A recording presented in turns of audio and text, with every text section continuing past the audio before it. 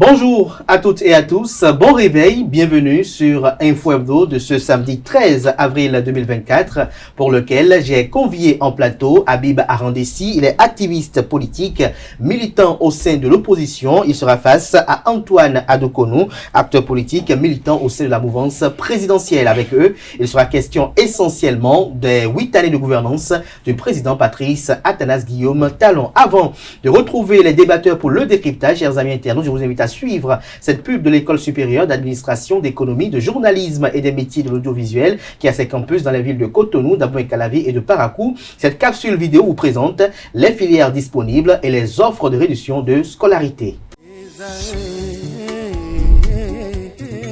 L'École supérieure d'administration, d'économie, de journalisme et des métiers de l'audiovisuel ESAE offre de nouveaux challenges pour l'année universitaire 2023-2024. Étudiantes et étudiants, parents d'élèves nouveaux bacheliers, ESAE, c'est la garantie d'une formation de qualité à des conditions très avantageuses. À Gbedjromede, à Papa, à Abomey-Calavi et Parakou, inscrivez-vous en administration générale, administration du travail et de la sécurité sociale, trésor et finances publiques, impôts, diplomatie et relations internationales, journalisme et métiers de l'audiovisuel, gestion des marchés publics, planification et développement local, sciences économiques, sciences juridiques et toutes les filières des sciences de gestion. ESAE vous offre des bourses, demi-bourses et de réductions pour les premières inscriptions dans toutes ces filières. Waouh! En licence 1, 2 et 3 et en master, bénéficiez jusqu'à 50% de réduction sur tous nos sites. N'est-ce pas génial? Infoline. ESAE Gbedjromede, 3e rue à droite en quittant le carrefour Le Jador pour la BIBE Jéricho ou au plus 229 90 93 65 21 98 98 14 00 à Kpakpa au plus 229 52 88 33 33 à Abomey-Calavi au plus 229 52 88 44 44 Parakou au plus 229 52 46 12 12.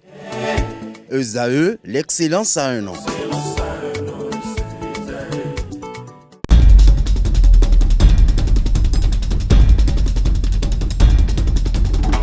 Le décryptage du jour, comme je l'annonçais à l'entendre de cette émission, Habib Arandessi, bonjour.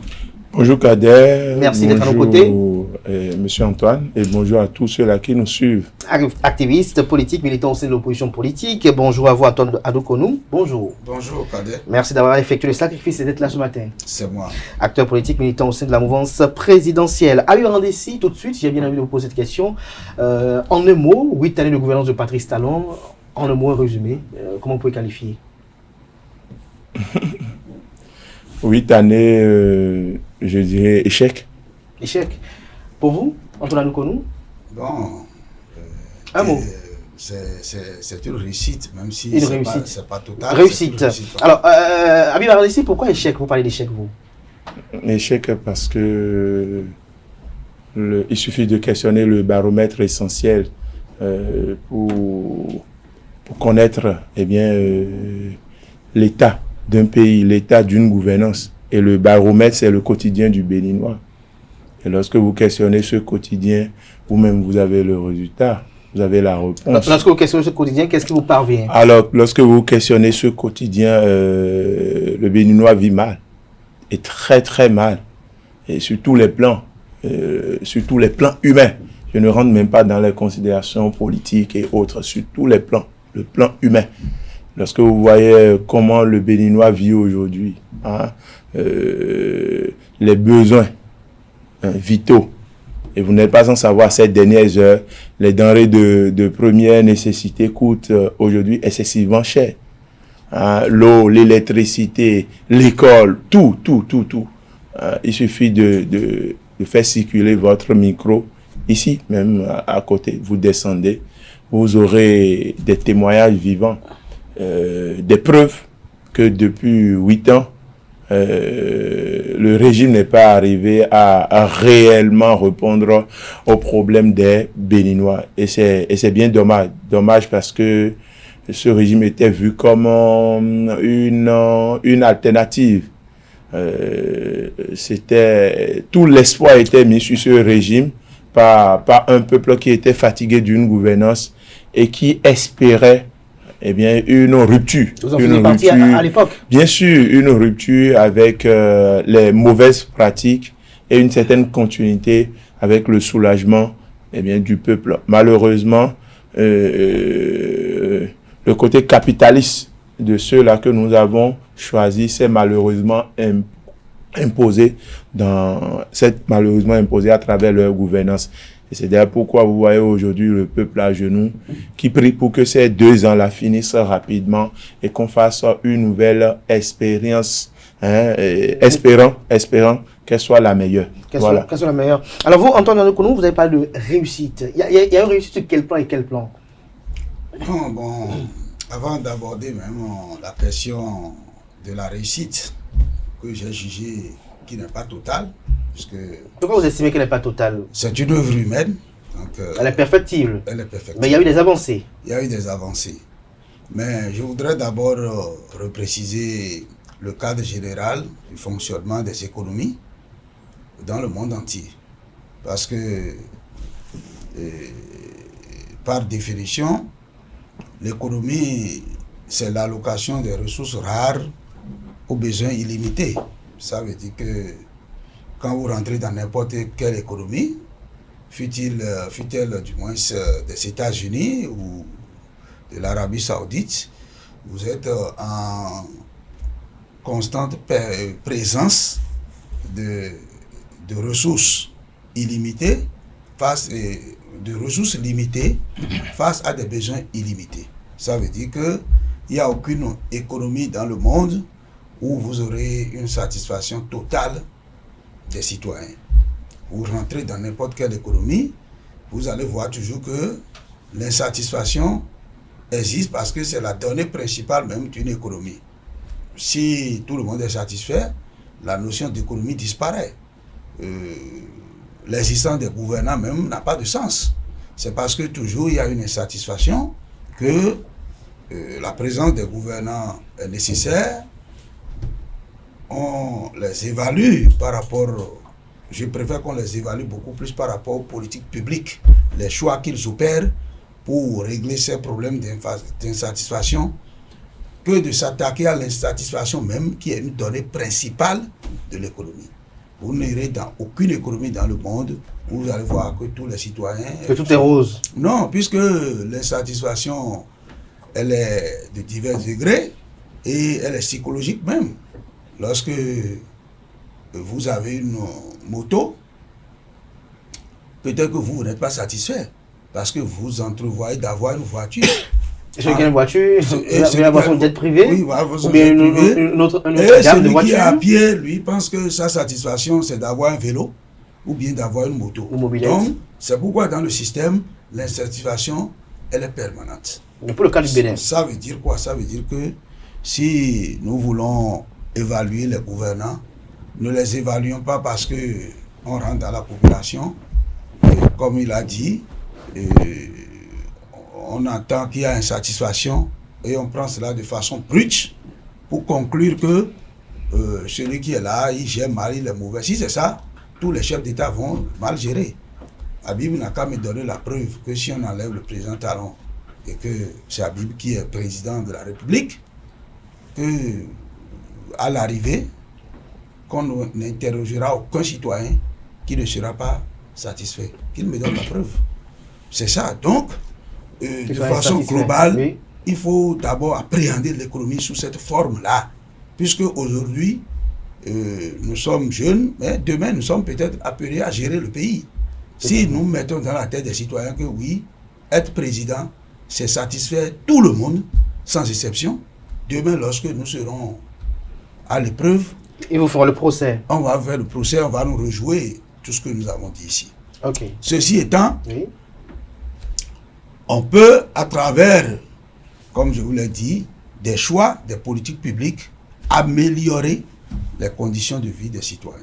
D'accord? Je pense que le gouvernement actuel, je ne le crédite pas d'avoir satisfait tout le monde, mais le gouvernement a fait des choix, d'accord, sur lesquels, d'une manière ou d'une autre, on ne peut pas dire que rien n'a bougé.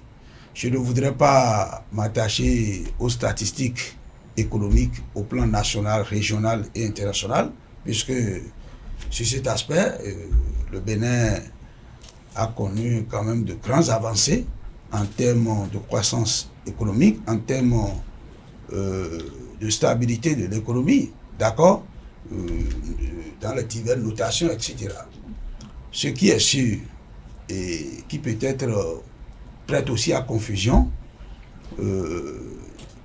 quand on dit par exemple qu'il y a une croissance économique, cela ne signifie pas que oui, chaque Béninois a connu nécessairement de croissance. D'accord? Il peut y avoir que c'est des secteurs donnés qui ont boosté la croissance et que sur d'autres secteurs, il y a encore beaucoup de choses à redire.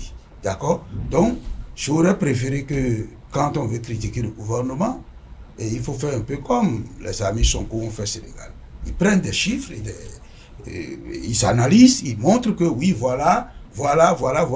Mais dire que parce qu'on constate qu'il y a une morosité économique, on tire la conclusion que rien n'a été fait, je ne suis pas d'accord. Je reviens, Antoine Adoukono Habib Arondessi, vous avez suivi tout à l'heure l'argumentaire de votre vis-à-vis qui vous confronte avec les notations liées à la croissance économique, à la stabilité économique. Est-ce que ces notations-là, vous en avez eu vent? Est-ce qu'ils ne vous conviennent pas? Alors, nous sommes habitués, avec nos amis du pouvoir, nous sommes habitués au trop parler sans réellement dire quelque chose que nos compatriotes peuvent aisément comprendre. De deux, avec les amis du pouvoir, nous sommes habitués à cette manière de dire ce que l'autre n'a pas dit, de lui faire dire ce qu'il n'a pas dit. Alors, tout régime qui s'installe fait toujours quelque chose, au moins une école. Une petite digression. Qu'est-ce que vous avez apprécié sous Patrice Talon? Qu'est-ce qui a été fait sous Patrice Talon? Ce n'est pas mon rôle d'apprécier ce qu'un régime... Mais qu'est-ce qui a été fait positivement que vous avez constaté? Ce n'est pas mon rôle de faire le bilan ou bien d'apprécier ce qu'un chef d'État que nous sommes allés aux urnes choisi, à qui nous avons remis les moyens, que nous entretenons, à qui nous avons donné une certaine sécurité des gardes du corps et autres, et qui est appelé à poser certains actes. Ce n'est pas de mon rôle de venir apprécier ce chef d'État. Je pense que il y a des chaînes de télévision qui sont confisquées aujourd'hui pour le faire. Il y a des amis du pouvoir. Il y a près de 80 députés, je pense. Il y a des journalistes. Il y a beaucoup qui sont payés pour voiler, ce qui n'est pas fait. Moi, mon rôle, c'est de dire là où ça ne marche pas. Et c'est le rôle de tout citoyen, d'ailleurs, de dire là où ça ne marche pas. Parce que là où ça marche, là, c'est le rôle du président de la République. Vous nous faites dire ce que nous n'avons jamais dit parce que vous dites que tirez déjà la conclusion que tout est mauvais, rien ne marche. Non, ce n'est pas exactement ça. Tout président qui s'installe, tout régime qui s'installe, même si c'est une école, il peut construire. Kérékou est venu dans ce pays, Kérékou a fait des choses. Soglo a fait pavé, Yaya a fait échanger et plein d'autres. Talon certainement a fait des choses. Et moi, ce n'est pas mon rôle de dire, bon, non, tel président, si c'est comme ça, le pays ne va jamais avancer. Je suis dans la pression, moi. Et c'est cette pression qui fait avancer, les grands peuples. Rare, vous allez voir des Français se réunir pour dire, le président, vraiment, et des fois même, vous conduisez notre peuple à ne pas comprendre l'essentiel, ce qui est son rôle. C'est pour vous dire quoi? Oui. Nous avons des dirigeants qui sont élus pour le bien-être commun. Alors, comment vous souhaitez sur Patrice Talon? Alors, nous avons des dirigeants nous avons des dirigeants qui sont élus pour le bien-être commun. Et le régime de Talon est un régime particulier. Est un régime qui est venu dans un contexte très particulier. Il faut le dire. C'est un régime qui était vu comme je le disais dans mes propos préliminaires, que c'est un régime qui est choisi pour répondre à un certain nombre de besoins. Des questions de liberté, des questions de bien-être commun. Et si aujourd'hui ce régime, après 8 ans, sur des questions de liberté, vous savez ce qui se passe, si vous êtes honnête, sur des questions du bien-être commun, du bien-être, et le vrai baromètre, si vous voulez être un vrai dirigeant, ce n'est pas que tout le monde doit vous apprécier, mais quand vous voyez la situation de façon globale, nous avons connu des régimes avant le régime de Talon. Si vous voyez la situation globale de vos compatriotes, si vous travaillez, vous le savez. Vous comprenez un peu? Mais tant que vous allez rester dans les définitions d'économie, dans les chiffres, Banque mondiale a dit ça, l'économie c'est l'affectation de ressources limitées à des besoins illimités. Vous n'allez jamais toucher du doigt les tristes réalités que vivent nos compatriotes en tant que dirigeants. Et vous allez toujours rester en haut pour dire non, les opposants crient, les opposants parlent trop, on ne pourra pas satisfaire tout le monde. Ok? La cherté de la vie aujourd'hui c'est mondial, c'est dans presque tous les pays. Mais les vrais dirigeants de certains pays ont mis en place des politiques, ont mis en place des dispositions et des dispositifs pour aider le peuple à faire face à cette situation mondiale. Mais quels sont les dispositifs qui sont mis en place depuis qu'on a commencé par crier? S'il y avait des mesures qui sont prises, vous n'allez pas entendre ces mesures-là, vous allez sentir ça dans votre quotidien.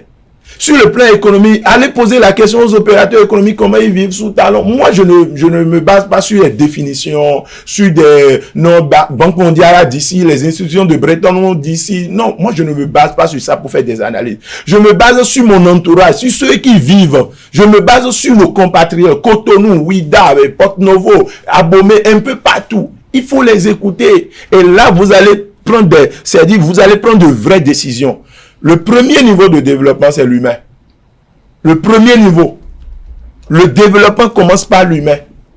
Et si vous pouvez construire, vous pouvez investir dans l'infrastructure, vous pouvez avoir les vrais chiffres. Le Bénin est mieux dirigé depuis l'avènement de Talon. Nous avons une économie à 2 chiffres. Vous pouvez raconter tout ça.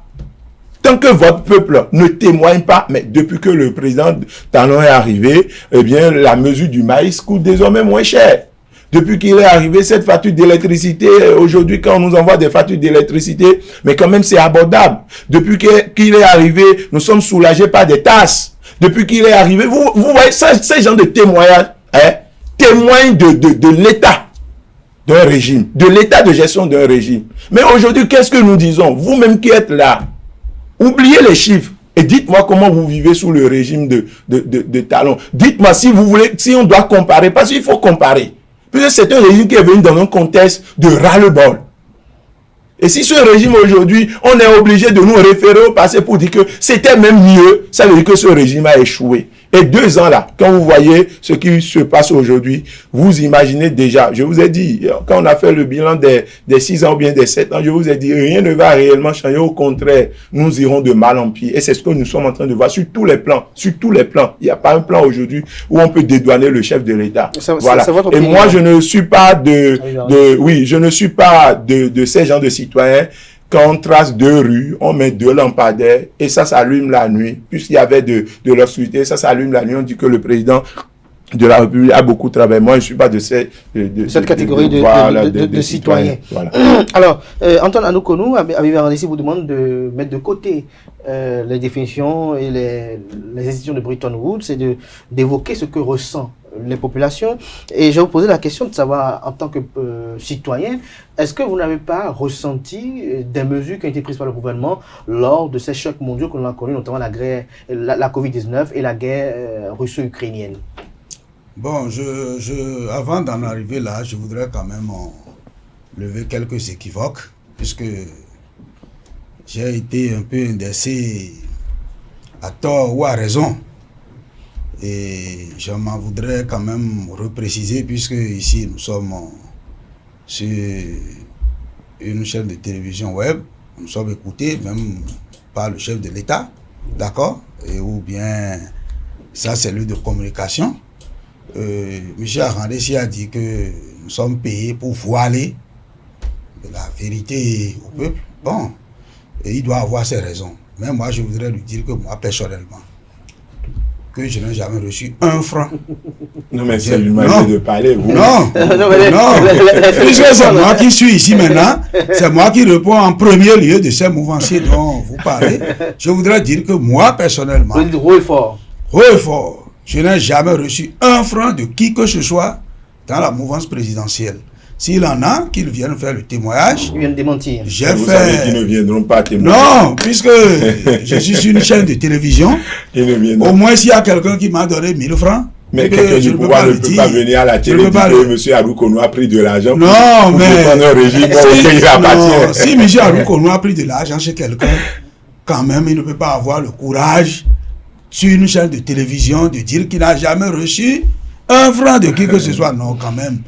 Soyons sérieux. Ce n'est pas un Donc, acte c'est pour courageux. dire que mon soutien, il est rationnel.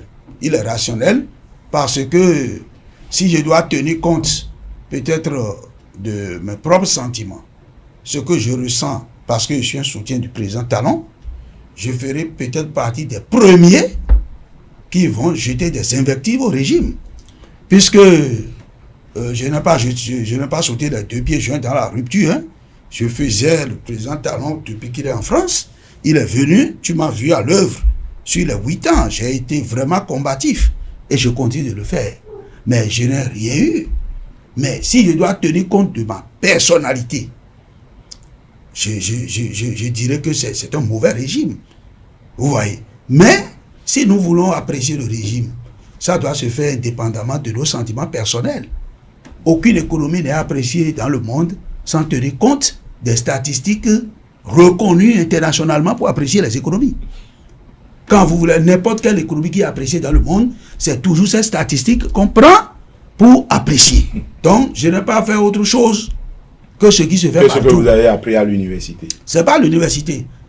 Même si vous êtes président de la République, pour apprécier votre économie, on ne peut que se référer à ces statistiques, qui sont des statistiques macroéconomiques, Mais Antoine Aroukono, je viens, lorsque vous qui rentrez ne dans la tiennent pas population, compte des éléments individuels.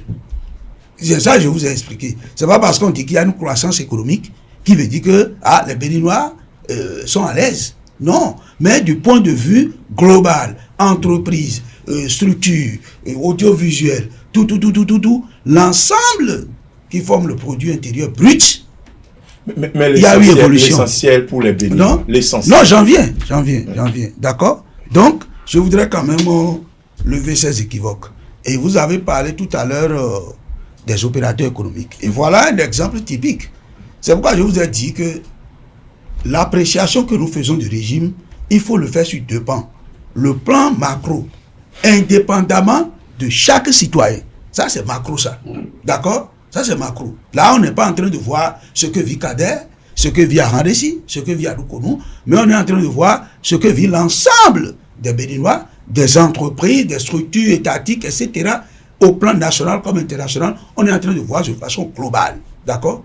Si on va maintenant rentrer dans les individus, vous allez voir que c'est des questions de subjectivité. Au moment où Talon est là, comme on a l'habitude de dire, chaque régime fait ses riches et ses mécontents. Peut-être au moment où vous avez des opérateurs économiques qui étaient forts peut-être sous le régime précédent et qui sont tombés et qui ne peuvent que mal apprécier le régime actuel, vous verrez des gens qui n'étaient rien sous l'autre régime qui sont et prospères. que c'est sous ce régime qu'ils prospèrent. Donc quand on va rentrer dans ces compartiments, on sera obligé de tenir compte des individualités, des questions politiques, des questions de sentiments. Non, j'en viens. Pour rester dans la logique de Habib Arandessi, J'en viens. lorsque vous avez interrogé vos parents, lorsque vous êtes également ancien, lorsque vous échangez avec les élèves, les étudiants, les parents d'élèves, quels sont les retours que vous avez de sincérité? Voilà. C'est-à-dire que aujourd'hui, bon, c'est pas s'il faut être honnête, il faut être d'abord honnête. Si vous interrogez, le kilo de maïs aujourd'hui coûte 400 francs. D'accord? Et quand le kilo de maïs est à 400 francs, un citoyen avec des ressources maigres ne peut que se plaindre. Donc on ne peut pas dire que dans un environnement pareil, que tout va bien. D'accord? Lorsque nous avons la cherté de la vie aujourd'hui, on ne peut pas dire que tout va bien. Donc, de façon globale, il y a des plaintes, ça ne va pas, et il faut travailler à améliorer. D'accord? Il faut travailler à améliorer. Et c'est pourquoi j'ai dit tout à l'heure que M. Arandesi disait que ce n'est pas son rôle de dire ce qui va bien sous le régime actuel. Mais pour vous, qu'est-ce qui va bien? Non, ça dit ce que je voudrais corriger là. C'est que l'opposition n'a pas que pour rôle de dénoncer. Le rôle de l'opposition, c'est de dénoncer et de proposer des alternatives. Vous avez vu le président... Alternative à qui? Non, proposer ne signifie pas imposer. Vous venez, par exemple, des alternatives à qui? Et vous avez dit proposer, ne veut pas dire imposer. Ne veut pas dire imposer. Non, mais à qui par exemple, j'ai pris l'exemple du président candidat Zanaï qui, en parlant des casses qui se fait au niveau de la BER, à dire que c'est pas bien fait parce que c'est pas du pétrole qu'on a découvert pour déplacer forcément les gens, que si lui il était là, lui il va faire le même projet mais en intégrant ceux qui étaient dans le périmètre, dans le projet. Je ne dis pas que c'est la meilleure formule, mais je constate par principe déjà, que... Vous crédibilisez un peu cette opinion-là. Non, je constate par principe que il critique, il propose des alternatives. Et l'opposition, normalement, c'est ça. Aujourd'hui, moi-même qui suis ici, avec, par exemple, le prix du maïs sur le marché, moi, j'ai dit que on n'aurait pas supprimé, par exemple, l'ONASA. Ou bien, en supprimant l'ONASA, on aurait créé d'autres structures qui permettent toujours de réguler le marché. Mais est-ce que le diagnostic, la réforme qui a conduit à la suppression de l'ONASA a été fondée? C'est ça, je vous dis que, quel que soit le fondement, c'est que le principe directeur devait être sauvegardé. C'est-à-dire avoir une structure tampon qui permet de réguler, par exemple, le marché des céréales en cas de soudure, etc. Le principe devait être conservé. Aujourd'hui, c'est sûr que le gouvernement même serait en train de chercher des alternatives ou bien aurait constaté que, en l'absence, par exemple, d'une structure pareille, réguler le marché, par exemple, c'est un peu difficile. C'est un peu difficile. Donc, on n'est pas là pour dire parce qu'on est de la mouvance présidentielle, bon, tout est rose, non. Mais, opposition pour opposition, sans proposer des solutions, parce que l'opposition aussi est appelée à gouverner, il faut que l'opposition montre que celui qui est là, voilà telle politique publique qu'il fait. Si moi j'étais là, j'aurais fait autrement et les Béninois vont vivre mieux. Alors, je voudrais dire à M. Adoukounou, si moi je dois regarder ma situation sous talon pour parler, c'est que moi je vais apprécier le régime. Si moi,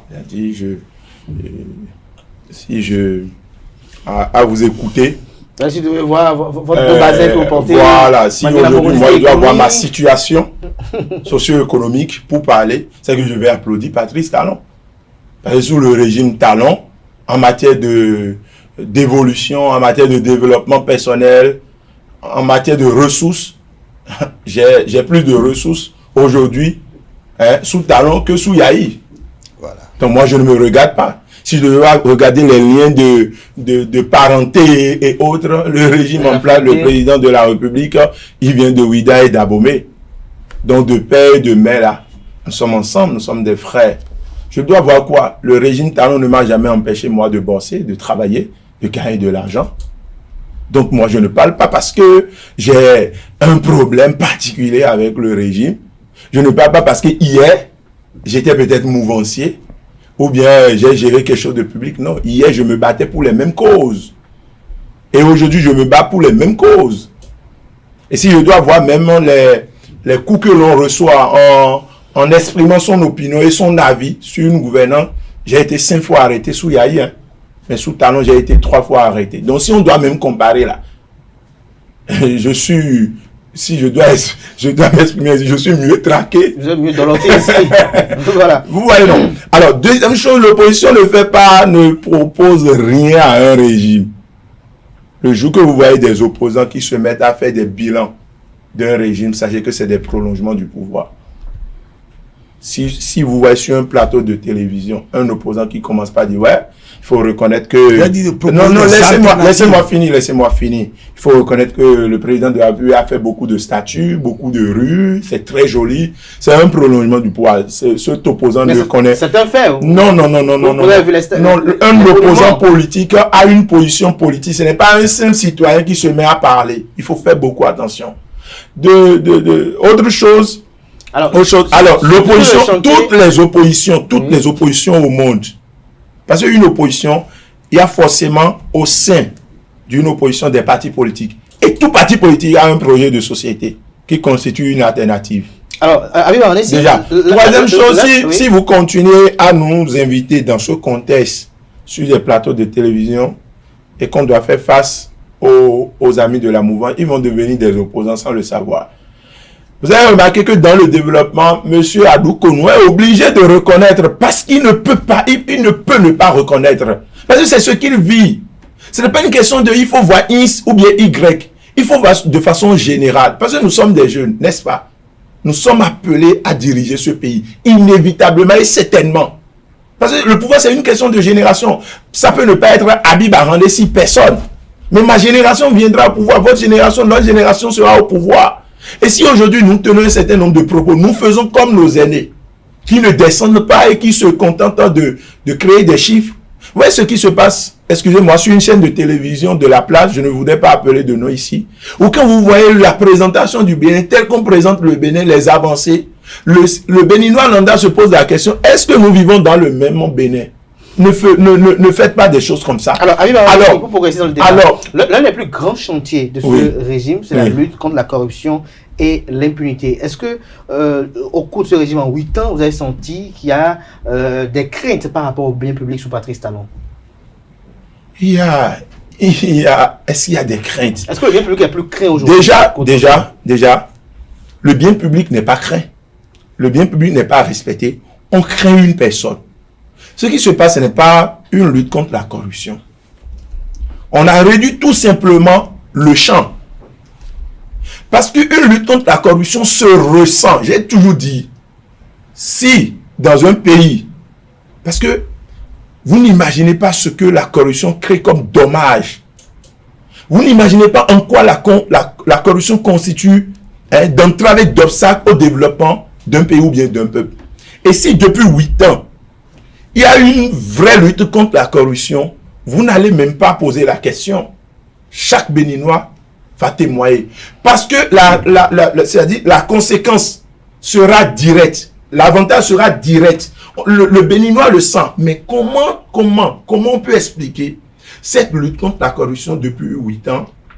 Et dans le même temps, les compatriotes sont asphyxiés par les taxes et impôts. Dans le même temps, notre gouvernement ou bien nos gouvernements traînent sur le marché boursier, le marché financier. C'est paradoxal. En temps normal, le fait qu'on dise, bon, ne volez plus, on ne vole plus, quelqu'un qui vole, on le dépose en prison. Ça fait quoi à l'État? Ça fait quoi au peuple? Ça permet à l'État désormais d'avoir des ressources, d'avoir les moyens. Parce que ce qui était dilapidé, ce qui était confisqué par une petite minorité, par un certain nombre de personnes, on leur a arraché désormais et on remet au peuple. C'est que le peuple dispose désormais des moyens pour se donner des opportunités, pour son bien-être. Mais depuis 8 ans, on dit lutte contre la corruption, lutte contre la corruption, mais dans le même temps, nous sommes asphyxiés par des impôts. Dans le même temps, on dit que le Bénin a reçu tel nombre de milliards de dettes. Comment cela s'explique? En réalité, ce qui se passe est que, bon, désormais, nous sommes là. Et dans les ministères, il y a des gens qui se permettent le vilain luxe de mettre la main dans l'argent du pays. Désormais, est-ce qu'aujourd'hui, les cas de malveillance financière sont légion? Non, attendez. Vous n'aurez plus les cas de corruption dénoncés comme sous Yahi. Parce que ce n'est plus le même schéma. La corruption en cours n'est plus le même schéma. Avant, tout le monde pouvait... Et puis, ça pouvait fuiter.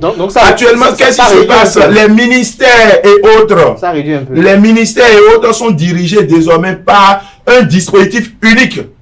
Il faut le reconnaître. Le pouvoir n'est plus partagé. Tout le monde n'a plus le pouvoir. Tout le monde ne voit plus la couleur de l'argent désormais. Et tout le monde est contrôlé par une petite... C'est-à-dire c'est le cercle qui est réduit. Et ce cercle-là se taille la part du gâteau à sa guise. Et c'est ce qui se passe aujourd'hui. C'est Antoine Adokono, lutte contre la corruption. Si nous étions 100 à prendre l'argent de l'État, désormais, c'est réduit à 5 personnes. Lutte contre la mauvaise gouvernance. En 8 ans, qu'est-ce que vous avez observé? Bon, je pense que, qu'on le veuille ou non, il y a eu une avancée notable. Peut-être que si on veut rentrer dans les détails ou bien les formules créées par Habib là, je ne sais pas. Moi, je vais au concret. Le concret, c'est que aujourd'hui, il est factuel que la CRIET a été créée, que la CRIET connaît beaucoup de dossiers de corruption, et on constate que l'appartenance politique n'est pas une raison, puisqu'il y en a visiblement des gens de la mouvance présidentielle qui sont devant cette juridiction spécialisée. Il y en a aussi de l'opposition. Et comme on le dit, la paix du gendarme est le début de la sagesse. La question que vous avez posée, la Bible n'en a pas répondu, puisque vous avez demandé est-ce qu'il y a au moins une crainte. Moi, je pense que... Est-ce que vous ressentez cette lutte contre la corruption, M. Adokono? Je dis, on a demandé si au moins, est-ce qu'il y a une crainte, au moins, d'aller vers. Moi, je pense que le Béninois lambda aujourd'hui, même si vous êtes dans la rue, vous êtes parmi les îmes, tout le monde vous dira que aujourd'hui, cette crainte, elle existe. Vous savez, aujourd'hui, le ministère du numérique de la digitalisation, qui a fait un travail exceptionnel dans le pays, cette dame-là, elle a démontré que ce n'est pas l'âge qui compte, mais que vraiment... Il faut faire confiance à la jeunesse. Il faut faire confiance à la jeunesse. Et vous savez, aujourd'hui, avec la digitalisation de notre économie, il y a eu une réduction drastique de contact entre le corrupteur et le corrompu. Vous savez, avant, pour avoir son casier judiciaire, si vous avez quitté ici pour aller à Malanville pour chercher, on fait tout pour ne pas perdre l'argent d'aller-retour. Et comment on fait tout? On essaye de soudoyer les gens pour que ça sorte vite, pour qu'on y retourne. D'accord? Pour on t'attend. Pour on attend. D'accord? Aujourd'hui, nous sommes dans la digitalisation des impôts, au point où, si vous voulez payer votre TVA, vous voulez faire votre visite technique, tout ça là aujourd'hui, ça se fait en ligne. Aujourd'hui, les factures sont normalisées. Les factures d'eau et d'électricité sont payées en ligne aussi? Je suis comptable et je sais de quoi je parle. Peut-être que quand on n'est pas dans le secteur, tout ça là qu'on est en train de faire, on ne peut pas avoir une portée de l'étendue de la lutte de la corruption qui se fait là. Lorsqu'on est en train de refuser les contacts, on ne peut pas le savoir. Vous, les comptables, vous en souffrez un peu. On en souffre même trop. C'est parce qu'il n'y a plus de contacts. Vous êtes dans les tribunaux, quelqu'un veut prendre un document, il n'a pas besoin de venir au niveau du tribunal. C'est sur son smartphone qu'il règle les comptes et il envoie l'argent, il a ses papiers. Donc, ça dit, il faut qu'on accepte que quelque chose a été fait. Même s'il reste beaucoup à faire. Le minimum qui est fait, il faut, vous savez... C'est louable, c'est considérable selon vous? Mais tout ce que je viens de vous dire là, selon vous, est-ce que ce n'est pas une avancée? Et aucun régime ne viendra faire tout. Le régime va faire jusqu'à un niveau donné, il va passer la main au régime suivant. Si nous n'apprenons pas au moins à dire merci à nos dirigeants, ça veut dire que nous allons décourager les dirigeants. Parce que souffrez que vous êtes chef d'État et vous êtes vous en tout cas, à ma foi, aucun chef d'État ne peut prendre la décision de faire souffrir ses concitoyens. Ça dit, je suis président de la République, je prends la décision de faire souffrir mes concitoyens. Non. Aucun chef d'État ne le fait. Donc, la volonté toujours de mieux faire est là. Mais peut-être, dans la manière, dans les choix, on peut ne pas faire le meilleur choix, on peut ne pas prendre la meilleure position. Mais la volonté de bien faire est là. Aucun chef d'État ne peut dire non, je suis élu, mais je prends la décision de faire souffrir mes concitoyens. Je ne le crois pas. Vous ne le croyez pas. Alors, Habib Arandessi, vous êtes acteur politique. Ouais. Je m'en voudrais de conclure ce débat sans quand même évoquer les réformes politiques qui ont été entreprises. La plus grande, celle qui fait couler beaucoup d'encre de salive, c'est la réforme du système partisan. Il y a eu des textes et lois qui ont été votés pour renforcer cette réforme du système partisan. En tant qu'acteur politique, qu'est-ce que vous en pensez? Des avancées, des progrès ou des regrets? Alors, avant de répondre à cette question rapidement, je voudrais dire aucun chef d'État ne peut prendre la décision de faire souffrir son peuple tel que vous le dites. Aucun humain. Bon, je veux faire souffrir mon peuple. Non. Mais dans les actes, dans les choix, dans les décisions, eh bien, un chef d'État peut diriger le pays pour lui et non pour la masse. OK? Voilà. Et c'est dans ce cas-là, on dit que le chef est mauvais. Et vous savez, c'est ceux qui mettent la pression, c'est eux qui font avancer le pays. Ceux qui se contentent de dire merci là. Comment on peut même dire merci à un chef d'État? Et comment un chef d'État peut se décourager parce qu'on ne lui dit pas merci? C'est un mauvais chef. Il faut lui dire de démissionner. Il s'en fout pas mal de nous, notre merci. Il n'est pas élu pour qu'on le remercie. Il est élu pour travailler, point barre. Il est élu pour qu'on soit satisfait. Et il est élu pour entendre nos cris de cœur. Il est élu pour que nous crions sur lui. Il est élu. Si un chef, si c'est vraiment un militant, et si c'est vraiment un chef, psychologiquement, il sait que c'est-à-dire le peuple est là pour crier sur lui. Pour dire ça ne va pas. Et c'est ça qui lui permet de connaître les chantiers qui ne sont pas encore abordés. Mais si vous dites des choses comme ça, vous allez mettre... C'est pourquoi ce peuple est à genoux. Vous ne voyez pas? Un dirigeant peut voler. Et puis le peuple dit, ben écoutez, son temps va passer, un autre va arriver. Parce que vous avez mis dans la tête de ce peuple-là que on dit merci à un chef. On ne dit pas merci à un chef d'État. Pourquoi? On vous a compris. Le jour qu'un président de la République va mettre la main, et c'est interdit même par la Constitution, il ne pourra même pas le faire. Donc je ne veux même pas évoquer un cas comme ça, où un chef d'État prend son propre argent pour aller construire un puits. On dira merci à ce chef d'État. Mais une fois qu'il est dans la posture du président de la République, c'est son argent. C'est l'argent du peuple, n'est-ce pas? Revenons aux réformes politiques. Il n'y a jamais eu de réforme politique. Malheureusement. Nous remarquons aujourd'hui, après 8 ans, qu'il n'y a jamais eu de réforme politique. En tout cas, pas de réforme politique sérieuse. Pas de réforme politique sérieuse, en ce sens que le diagnostic de départ était partagé. Mais il n'y a jamais eu de réforme sérieuse pour répondre à ce diagnostic. Le diagnostic est quoi? C'est l'animation de la vie politique du pays. Le grand nombre de partis politiques, le clientélisme et bien d'autres choses. Le marchandage, la transhumance politique. Qui était un diagnostic partagé par presque toute la classe politique. Et la thérapie devait être... Alors, la thérapie, on n'a jamais eu même de thérapie. Parce que quand on parle de thérapie, c'est un traitement. Il y a eu une réforme, c'est parti. Mais il n'y a jamais eu de réforme en vrai. Parce que quand nous parlons de réforme, c'est pour améliorer. Alors, le 2018... La réforme, s'il vous plaît, oui. La réforme est pour améliorer, pour faire avancer. Mais lorsque des actes sont posés au nom de réforme, au nom de l'expression réforme, et qu'au lieu de nous conduire à une certaine amélioration, au lieu de nous conduire à un consensus, à une cohésion, ça nous conduit à l'exclusion, à la division, aux affrontements, aux morts d'hommes, aux échauffourées, à l'emprisonnement, aux exilés. Ce n'est pas des réformes. Et aujourd'hui, vous allez remarquer que pour 2026, les réformes entre griffes ce que vous appelez réforme là. 2026, si nous ne savons pas faire, si nous ne nous levons pas tous, ce n'est pas une question d'appartenance à l'opposition ou bien à la mouvance. Si nous ne nous levons pas tous pour dire non, on ne peut pas confisquer le droit politique aux citoyens béninois, aux compatriotes béninois. Nous allons tous subir. Et nous, sur ce plateau-là, moi je suis en train de dire ce qui va se passer en 2026. Et rester, je ne souhaite pas. Parce qu'on ne peut pas souhaiter le pire à son pays. On ne peut pas le souhaiter d'ailleurs. Oui, vivement.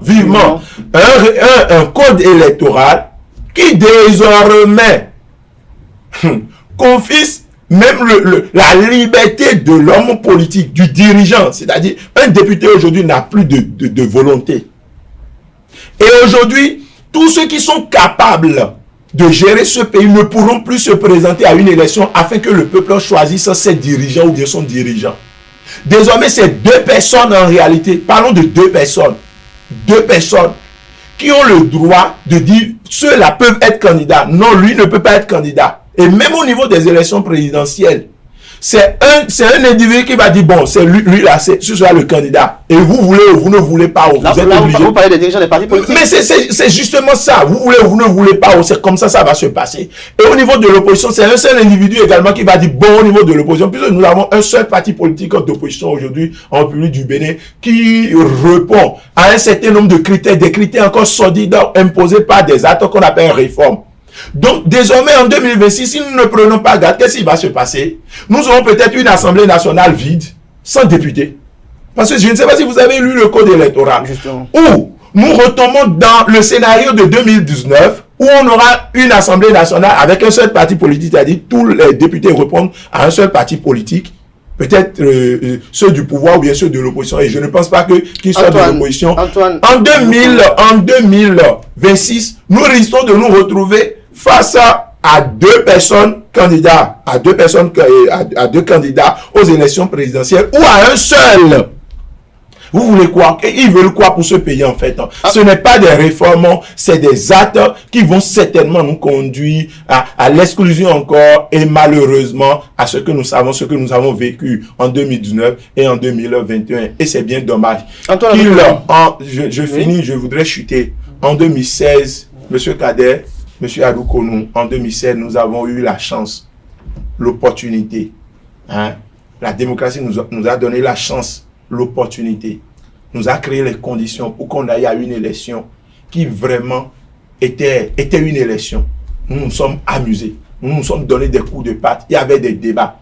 Je voudrais que, malgré que le régime ait échoué presque partout, je voudrais qu'au moins ça là, 2026 là, qu'ils organisent des élections transparentes, libres et surtout des élections apaisées.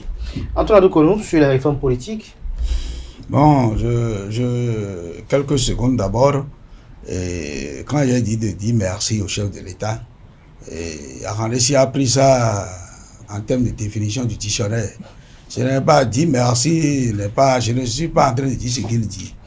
C'est-à-dire que je voudrais dire simplement qu'il ne faut pas qu'on prenne l'habitude de toujours voir toujours voir que les chefs d'État, les gouvernants ne font rien.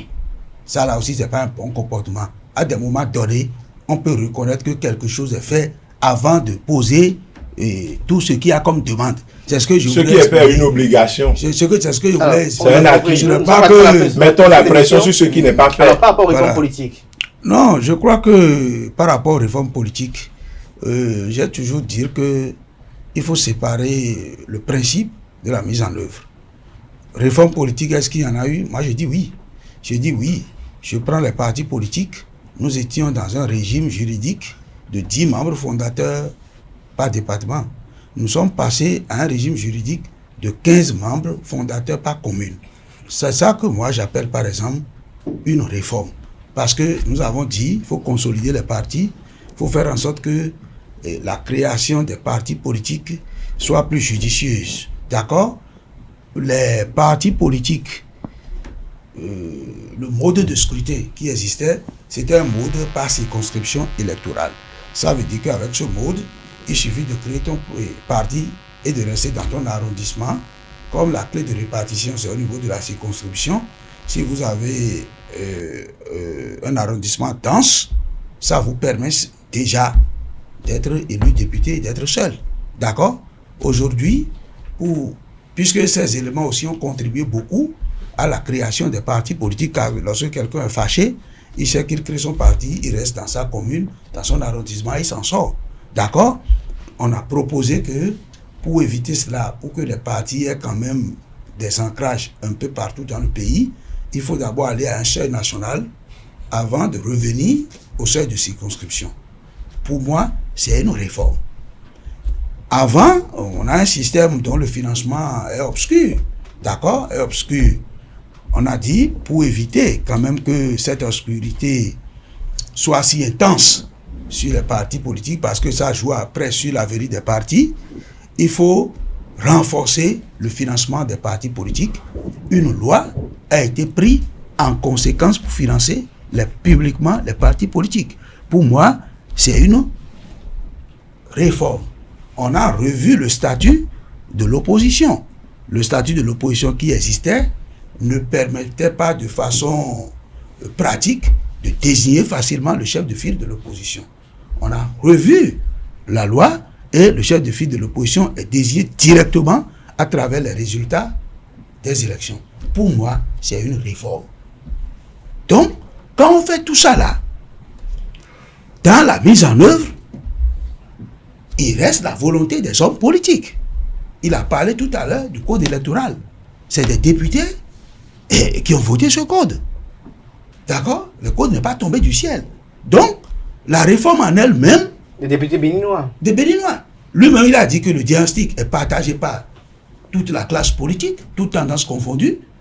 On a cherché quelques solutions, comme je viens de vous citer. Mais la suite appartient aux acteurs politiques. Mais qu'est-ce que vous pensez? Le code. Parlez-nous du code. Le code électoral. Appréciez le code. Le code électoral. Non, le code électoral. Moi-même qui suis ici, oui. j'ai mes griffes contre le code. Oui. D'accord? Mais pas ces griffes avec... Non. Toujours est-il que... Non, moi je ne veux pas raisonner comme vous, puisque je sais que nous avons fait l'option de la démocratie.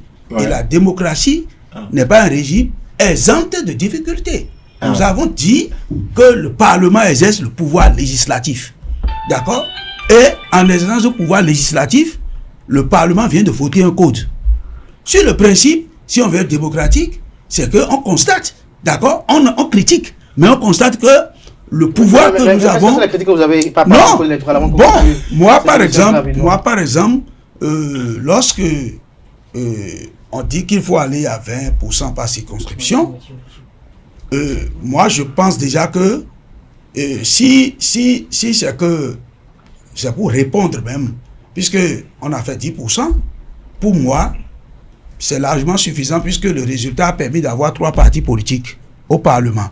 Maintenant, si même on veut éviter que les partis se concentrent dans une zone, puisque notre problème aussi, c'est de faire en sorte que les partis soient un peu représentés. Parce que quelqu'un peut rester seulement dans le septentrion et avoir les 10%. Donc si c'est pour régler ce problème, pour dire que non, il ne faut pas que les 10% soient concentrés dans une zone, j'aurais préféré peut-être que on parle de 3 quarts des circonscriptions. En tout cas, on met des formules où... Voilà. Mais 100% des circonscriptions, pour moi, c'est déjà trop. C'est trop périlleux. Deuxième chose, oui. Vu cette situation où on n'est pas sûr il peut arriver qu'aucun parti ne peut l'avoir, le code aurait prévu que, bon, en cas où personne ne répond à cette première méthode de partage, voilà la deuxième clé de répartition, pour éviter qu'on aille au vide juridique. De façon, le code l'aurait prévu, vous voyez. Donc, c'est autant de choses qu'on peut reprocher au code. Mais, in fine, sur la réforme politique, il y a eu des avancées. Moi, je pense qu'il y a eu des avancées sérieuses. Alors, Habib Arandessi, nous sommes pratiquement à la fin de cette émission. Oui. Très rapidement, il reste 2 ans pour ce régime-là. Si aujourd'hui vous étiez donné de conseiller et d'avoir des espérances, elles seront lesquelles? Au chef de l'État? Par rapport à la fin du régime. En dehors du fait que vous souhaitez que les élections de Messi soient apaisées et transparentes. Il faut apaiser l'atmosphère politique d'abord. Il faut aller, comme je l'ai toujours dit, il faut aller s'asseoir. Il faut qu'on aille s'asseoir. On dit, enfant, quand tu vas quelque part et tu ne te retrouves plus, tu perds la voie. Il faut revenir au point de départ. Et le point de départ, c'est le fait qu'on aille se retrouver. Et que ceux qui sont aujourd'hui en prison ou bien hors du pays, du fait des réformes en griffe politique, que ceux-là recouvrent leur liberté. Et ceux qui sont à l'extérieur reviennent. Sur le plan du social, et c'est ça c'est pour notre peuple surtout, sur le plan du social, le rôdement social, c'est dans les actes, c'est dans les décisions, c'est dans les faits, ce n'est pas dans le discours. Et pour soulager ce peuple, le chef de l'État et ceux qui sont au pouvoir, ils savent exactement ce qu'il faut faire. Ils ont pris l'option de ne pas aller sur ce terrain, tout simplement. C'est dommage. Mais je pense que 2 ans, c'est encore possible pour le chef de l'État de sortir par la grande porte. Et s'il continue, s'il avance dans ce registre-là, il va sortir malheureusement par la petite porte. Antoine Adoukonou, c'est la même question pour conclure. Bon, je pense que je risque d'abord de reprendre mot pour mot et Habib Arhandessi, puisqu'il a parlé de la pacification du pays. Et je pense que tous les citoyens, personne ne saurait être contre la paix. Donc, le premier chantier, c'est ça. Si le gouvernement estime que ça ne va pas sur ce plan, tout ce qu'on peut faire pour pacifier le pays, pour qu'il y ait la paix, j'en suis pour. Les questions de protection sociale, la cherté de la vie, les difficultés des citoyens, certainement que le gouvernement est en train d'expérimenter une politique donnée. C'est sûr que si ça ne prend pas, il faut changer de paradigme, revoir si une autre formule peut être mieux adaptée.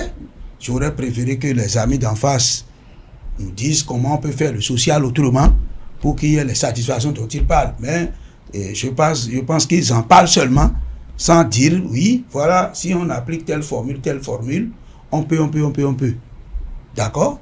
Je voudrais dire au gouvernement qu'il faut faire renaître le NASA.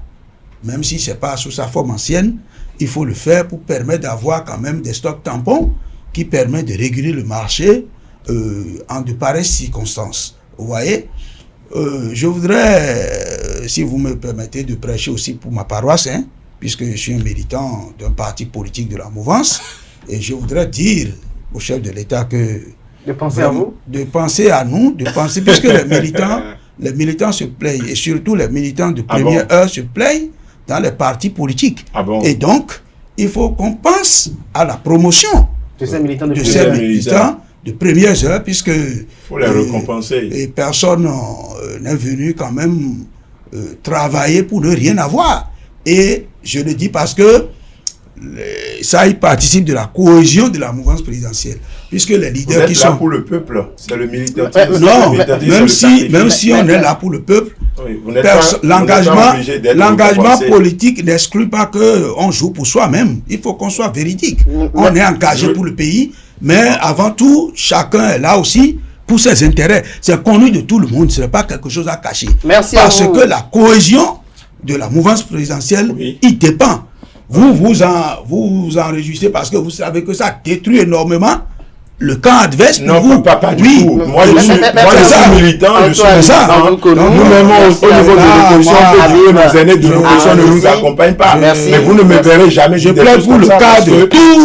Non, vous ne plaidez plus. Vous plaidez pour vous-même, je comprends. Mais ne dites pas. On allait poursuivre le débat tout à l'heure, juste après cette conclusion. C'est la fin. C'est la fin. Info de ce matin. Merci pour l'attention, chers amis internautes. Voilà, c'était avec Habib Arhandessi, activiste politique, militant de l'opposition politique au régime du président Patrice Talon. Il était face à Antoine Adoukonou, acteur politique et militant au sein de la mouvance présidentielle. C'était tout pour Info de ce samedi. À samedi prochain, par la grâce et la volonté divine.